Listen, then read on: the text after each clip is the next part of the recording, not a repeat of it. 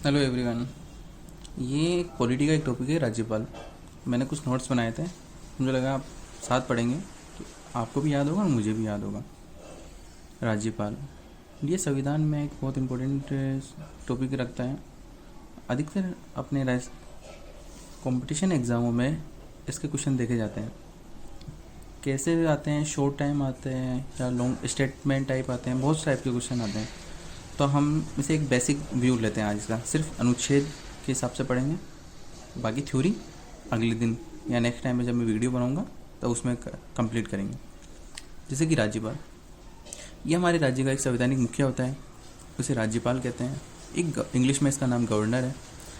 ये विधित अध्यक्ष कहलाता है, हेड ऑफ स्टेट होता है। जाहिर सी बात है, एक राज्य का गवर्नर होगा तो उसे हेड ऑफ स्टेट कहते हैं। संविधान के कुछ अनुच्छेद हैं, उसके अकॉर्डिंग उसमें राज्यपाल का उल्लेख किया गया। तो अनुच्छेद 153 उसमें कहा गया है कि प्रत्येक राज्य का एक राज्यपाल होगा। इसमें एक लाइन दी हुई है कि हर राज्य का एक राज्यपाल होगा। इस अनुच्छेद की कोई भी बात एक ही व्यक्ति को दो या दो से अधिक राज्यपाल के रूप में नियुक्त होने से प्रतिबंध नहीं करती है। इस लाइन का मतलब है कि अनुच्छेद 153 में कहा गया है कि प्रत्येक राज्य का एक राज्यपाल होगा, लेकिन अगर कोई एक ही व्यक्ति एक से अधिक राज्यों का राज्यपाल रहता है तो इसमें कोई प्रतिबंध नहीं है। ये कोड हमारे सर का है, जिसे हमने लाइव क्लास देखते टाइम नोट्स बनाए थे, कपिल 07 में।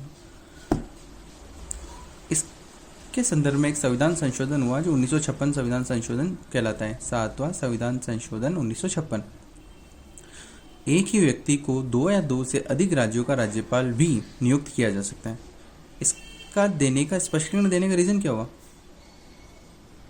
क्योंकि जो लोग इस लाइन से समझ नहीं पा रहे थे कि अगर हम एक ही राज्यपाल को अदर स्टेट के राज्यपाल का कार्यभार सौंपते हैं तो कहीं वैधानिक अवधान तो उत्पन्न नहीं हो जाते, इसलिए संविधान संशोधन 7वां संविधान संशोधन 1956 आने का कारण बना। इसमें कहा गया कि राज्य का एक एक्स्ट्रा फैक्ट है कि राज्य का प्रथम नागरिक होता है राज्यपाल। जैसे कि देश का प्रथम नागरिक राष्ट्रपति कहलाता है, वैसे ही राज्य का प्रथम नागरिक राज्यपाल होगा। राज्यपाल की राज्य में लगभग वह स्थिति होती है जो कि केंद्र में राष्ट्रपति की, वही लाइन जो मैंने बोली थी अभी आपको। ठीक है। अनुच्छेद 154 153 में क्या था? 153 में था कि राज्य का एक राज्यपाल होगा। It's a clear. 154 राज्य की कार्यपालिका शक्ति राज्यपाल में निहित होगी। कार्यपालिका का वर्ड हम नेक्स्ट टॉपिक में जरूर इसको डिस्कस करेंगे क्या है, आप एक ब्रीफ रीडिंग इसमें समझ सकते हो। राज्य की कार्यपालिका की शक्ति राज्यपाल में निहित होती है। इसका प्रयोग संविधान के अनुसार स्वयं या अपने अधीनस्थों के माध्यम से करता है। जो जो उसको कार्य सौंपे गए हैं वो या तो अपने अधीनस्थ जो मंत्रिमंडल या प्रधानमंत्री जिन्हें ये अपने सलाह देता है वो काम करेंगे या खुद करेगा। नोट है कुछ, कार्यपालिका के सभी कार्य राज्यपाल के नाम से होते हैं। जैसे कि केंद्र में सभी कार्य राष्ट्रपति के नाम से होते हैं, वैसे ही राज्य में राज्यपाल के नाम से होते हैं।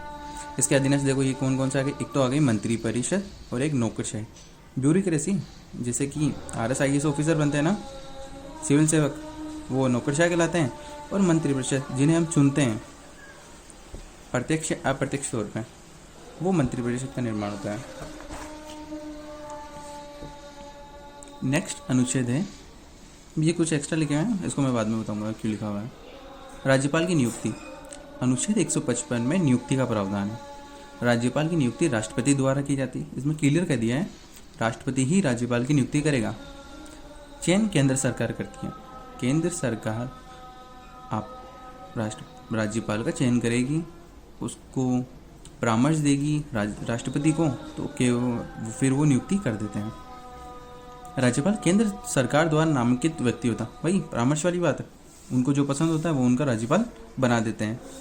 परंतु वह केंद्र सरकार के नियंत्रण और अधीन नहीं होता है, क्योंकि राज्यपाल एक स्वतंत्र वैधानिक पद है। ये एक स्वतंत्र संवैधानिक पद है, यह केंद्र सरकार के नियंत्रण और अधीन नहीं होता है। और आगे अपन पूरा डिस्कस करेंगे इस चीज़ को। यह पद भारत शासन अधिनियम 1935 से प्रेरित है। राज्यपाल की नियुक्ति प्रक्रिया कनाडा से ली गई। एक्स्ट्रा प्रैक्टिस क्या है? जो राज्यपाल की नियुक्ति की प्रक्रिया है ना, वो कनाडा से ली गई है। हमारे संविधान में बहुत सी ऐसी चीज़ें हैं जो हमने अन्य देशों से जो जो अच्छी चीज़ें थी उनके संविधान में उनको सम्मिलित किया है। तो उसमें से ये एक है राज्यपाल का पद की नियुक्ति, वो कनाडा से ली गई है। जो भी प्रक्रिया अपनाते हैं हम राज्यपाल की नियुक्ति के लिए, वो कनाडा का है। कुछ परंपराएं हैं जो संविधान में तो नहीं है, लेकिन उनको परंपराओं को फॉलो किया जाता है। जैसे कि मुख्यमंत्री की सलाह या परामर्श से राष्ट्रपति राज्यपाल की नियुक्ति करता है। केंद्र में जो सत्ता होगी तो सत्ता दल का मुखिया मुख्यमंत्री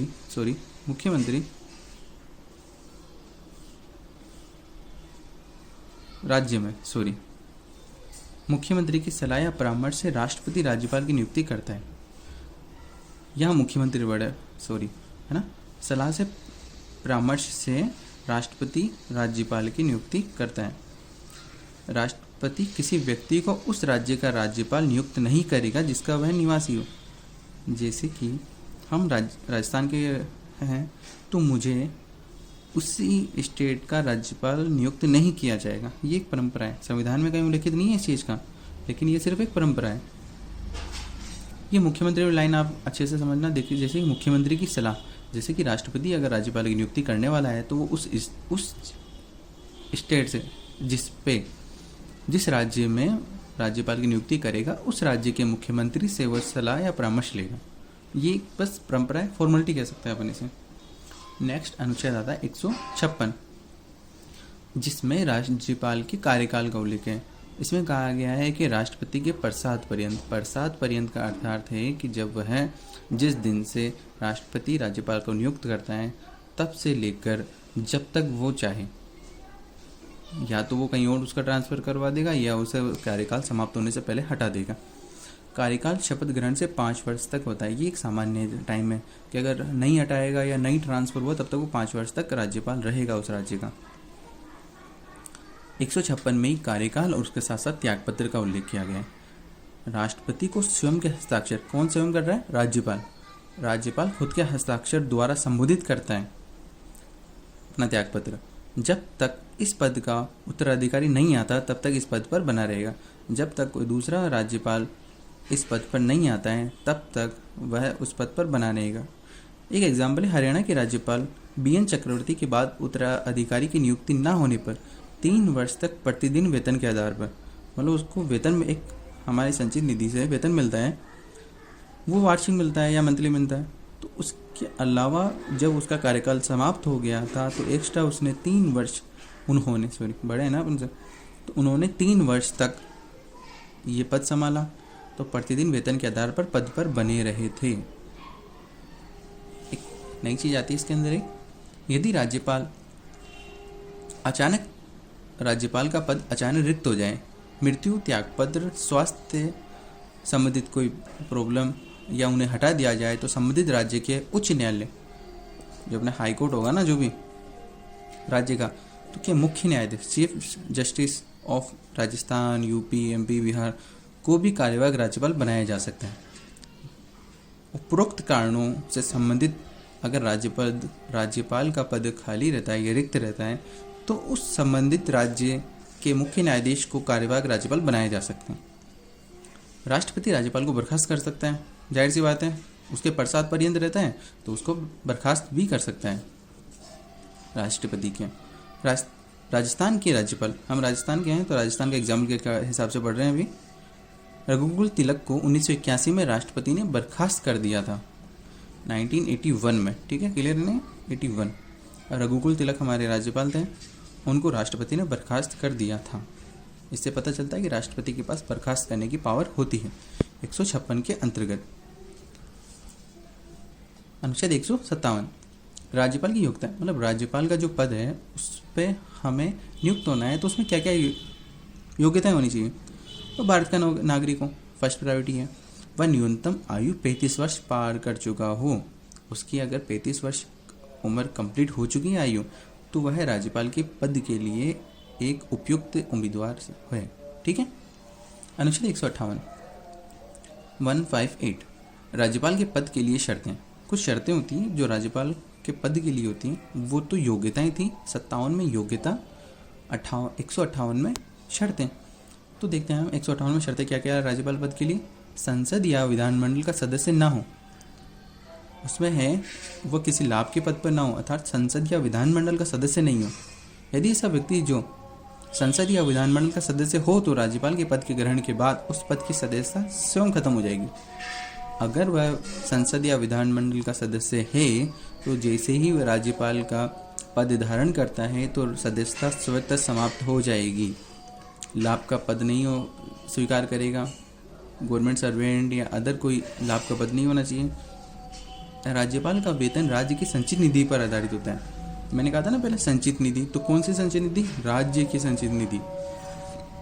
तो राज्यपाल का जो वेतन होगा वो राज्य की संचित निधि पर आधारित होगा, उसी से संचित निधि से प्राप्त होगा। राज्यपाल के वेतन में अलाभकारी परिवर्तन नहीं किया जा सकता, अर्थात वेतन में कटौती नहीं की जा सकती जिससे उसे लाभ ना हो। यदि राज्यपाल एक से अधिक राज्यों का राज्यपाल है तो उसे वेतन एवं शर्तों का निर्धारण राष्ट्रपति करेगा। यदि राज्यपाल एक से अधिक राज्यों का राज्यपाल है, मैंने पहले बताया था ना 153 में कि एक से अधिक राज्यों का राज्यपाल रह सकता है, तो उसका जो वेतन होगा उसकी शर्तों का निर्धारण राष्ट्रपति करेगा कि उसे वेतन किस अकॉर्डिंग मिलेगा, क्योंकि 2 राज्यों के राज्यपाल से मिलेगा, स्टेट से मिलेगा। इसलिए 159 में राज्यपाल द्वारा शपथ कौन दिलाता है भाई राज्यपाल को? हाई कोर्ट, उस राज्य के मुख्य न्यायाधीश, ठीक है, हाई कोर्ट या वरिष्ठतम न्यायाधीश। अगर मुख्य न्यायाधीश अनुपस्थित है तो उस कोर्ट के उच्च न्यायालय के वरिष्ठतम न्यायाधीश के समक्ष अपने पद की शपथ लेते हैं।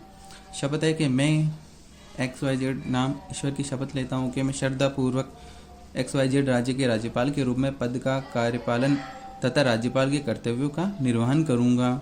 मैं XYZ की जनता की सेवा और कल्याण में विरत रहूँगा। XYZ, इस प्रकार राज्यपाल की शपथ होती है। नोट: राष्ट्रपति द्वारा नियुक्ति पत्र जारी किया जाता है। भाई अगर कोई अपॉइंट हो रहा है तो उसे नियुक्ति पत्र जारी किया जाएगा ना, जिसे अधिपत्र कहा जाता है। अगर कोई ना अधिपत्र किसे कहते हैं, तो राष्ट्रपति राज्यपाल की नियुक्ति के लिए जो नियुक्ति पत्र जारी करता है उसे अधिपत्र कहते हैं। अधिपत्र, जब उसकी नियुक्ति हो जाती है तो अधिपत्र को उस राज्य का मुख्य सचिव पढ़कर सुनाता है जब उसकी नियुक्ति हो रही है। ठीक है, ये हमने 153 से 158 तक अनुच्छेद पढ़े, राज्यपाल से संबंधित है। एक बार इसका ब्रीफ रिवीजन कर लेते हैं हम एक शॉर्ट फॉर्म में। ठीक है, 153 में है प्रत्येक राज्य का एक राज्यपाल होगा। ठीक है, अगर इस लाइन से क्लियर नहीं होगा कि वो एक से अधिक राज्यों का राज्यपाल रह सकता है, इसलिए 7वां संविधान संशोधन 1956 आया। उसमें कहा गया कि एक ही व्यक्ति को 2 या 2 से अधिक राज्यों का राज्यपाल नियुक्त किया जा सकता है। ठीक है, 154 कहता है कि राज्य की कार्यपालिका की शक्ति राज्यपाल में निहित होगी। ठीक है, 155 कहता है कि राज्यपाल की नियुक्ति से संबंधित प्रावधान है कि राज्यपाल की नियुक्ति किसके द्वारा? राष्ट्रपति के द्वारा होगी। चयन केंद्र सरकार करती है। ठीक है, इसका आगे आते हैं अपन 156 में राज्यपाल का कार्यकाल है। कार्यकाल सामान्य शपथ ग्रहण से लेकर 5 वर्ष तक होता है, लेकिन ये राष्ट्रपति के प्रसाद पर्यंत अपने पद पर बना रहता है। त्यागपत्र राष्ट्रपति को देगा स्वयं हस्ताक्षर द्वारा संबोधित करके। ये कुछ एग्जाम्पल था। 157 में राज्यपाल की योग्यताएं हैं। सामान्यतः 2 ही योग्यताएं हैं, वह भारत का नागरिक हो और न्यूनतम आयु 35 वर्ष पार कर चुका हो। 158 में है राज्यपाल की पद के लिए कुछ शर्तें, संसद या विधानमंडल MP MLA का सदस्य ना हो। MP MLA ना हो मतलब वो, अगर वो MP MLA है तो राज्यपाल के पद के ग्रहण के समय उसकी सदस्यता स्वयं खत्म हो जाएगी, समाप्त हो जाएगी। वह किसी प्रकार का लाभ का पद स्वीकार नहीं करेगा या पहले होगा तो उसे हटा देगा। राज्यपाल का वेतन राज्य की संचय निधि पर आधारित होता है। अलाभकारी परिवर्तन नहीं किया जा सकता। एक से अधिक राज्यों का राज्यपाल है तो वेतन निर्धारित करेगा राष्ट्रपति द्वारा। 159 में शपथ का प्रावधान है। हाईकोर्ट के मुख्य न्यायाधीश या वरिष्ठतम न्यायाधीश इसके शपथ की शपथ दिलाते हैं। राष्ट्रपति द्वारा नियुक्ति पत्र जारी किया जाता है जिसे अधिपत्र कहते हैं। अधिपत्र मुख्य सचिव पढ़कर सुनाता है।